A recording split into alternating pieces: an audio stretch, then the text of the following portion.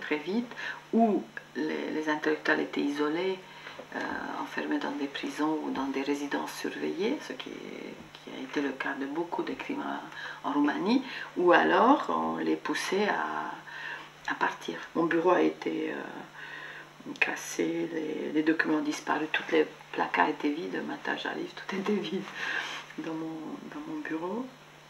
Et à partir de là, on m'a interdit d'enseigner, puisqu'à l'époque, quand j'enseignais, on m'a interdit de faire de la recherche, parce que j'étais sociologue. Donc tout ça a fait que j'étais dans un bureau vide, et je n'avais pas le droit d'avoir un crayon, un papier, rien. Et je devrais être là de 9 h du matin jusqu'à 15 h 30. Les heures de bureau, il fallait que je sois dans un bureau. Et en général, j'avais une femme flic de la sécurité qui venait s'asseoir à un bureau en face de moi. Et elle était là, et me surveillait que je fasse rien.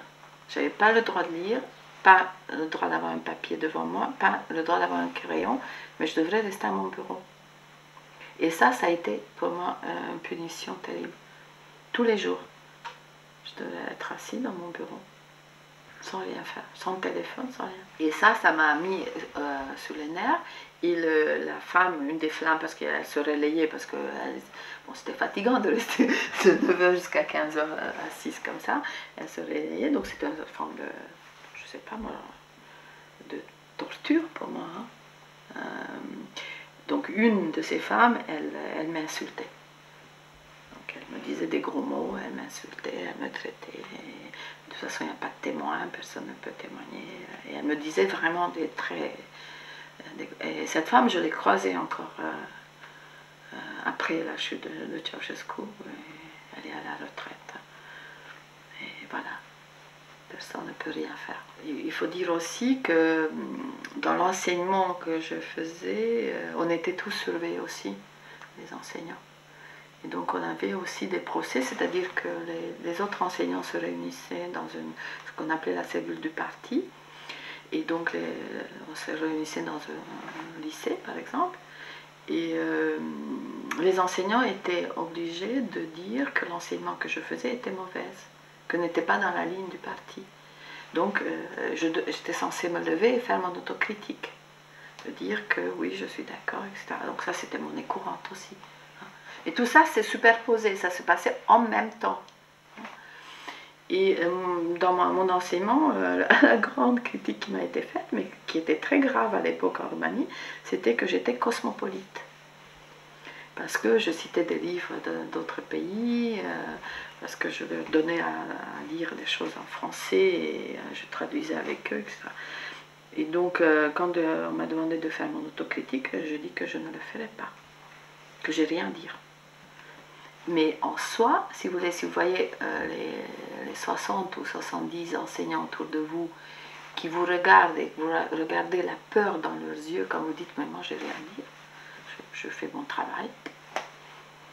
Et quand vous voyez que vous êtes complètement seul, rien que pour dire cette banalité, hein, parce qu'aujourd'hui quand je dis ça, ça semble être banal, et quand vous voyez vos collègues qui vous évitent et qui n'osent même pas vous dire bonjour, qui traversent la rue pour ne pas vous croiser sur le trottoir ou dans le couloir de l'établissement, voilà, vous êtes vraiment seul.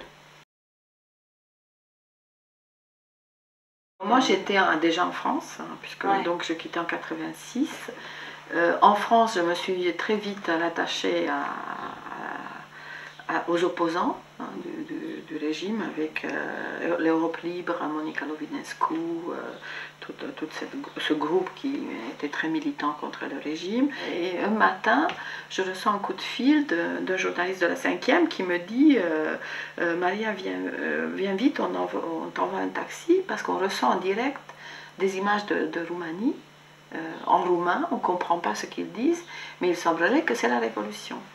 Et donc moi j'ai vécu en direct avec la 5e, puisque je suis arrivée chez eux vers 11 h, 10 h, 11 h du matin, et on a passé 2 jours, on dormait sur place, on mangeait sur place, et on recevait en direct des images, et on traduisait en direct, et ça passait en direct sur la 5e. Et donc j'ai vécu d'abord en croyant que c'est une révolution, vraiment croyant et j'étais déchirée vraiment de bonheur et de peur parce qu'en même temps je me suis dit mais l'armée ne va pas laisser les gens se révolter comme ça. J'avais très peur d'un carnage en Roumanie et en même temps complètement perplexe qu'on laisse partir Ceausescu, qu'on ne l'arrête pas, qu'il n'y a pas un mouvement quand même qui fait qu'on essaye ensuite de faire éventuellement un procès. On a commencé à comprendre qu'en fait c'était une révolution, mais une révolution volée, comme disent aujourd'hui beaucoup de Roumains, puisque c'était quand même une mise en scène très importante de la part de l'armée, et de la part aussi d'Iliescu qui a tenu ensuite le pouvoir. Et c'est ça aussi qui fait que ce communisme en Roumanie en tout cas a été un système qui a, comment dire, il y a eu un emboîtement entre le fascisme, le communisme et le libéralisme. Et en fait, les libéraux, les riches en Roumanie aujourd'hui, nombreux riches en Roumanie d'aujourd'hui, ce sont les mêmes qui ont profité pendant le régime communiste, et qui ont très vite réussi à privatiser les usines, à retrouver les niches fiscaux, l'argent qui se baladait par-ci par-là, qui ont réussi à avoir les bons contacts même en Europe avec les pays occidentaux et qui ont réussi à avoir finalement le pouvoir. Et Iliescu a facilité aussi le recyclage de la sécurité dans le régime libéral. Donc c'est pour ça que c'est difficile de cliver comme ça, de dire il y a fascisme, communisme et libéralisme, puisque le libéralisme roumain, maintenant c'est autre chose. Il y a une génération presque qui est passée, il y a une nouvelle génération qui a émergé, qui est déjà différente, disons, et qui est peut-être plus porteur des valeurs républicaines, des valeurs du marché, de la liberté. Voilà.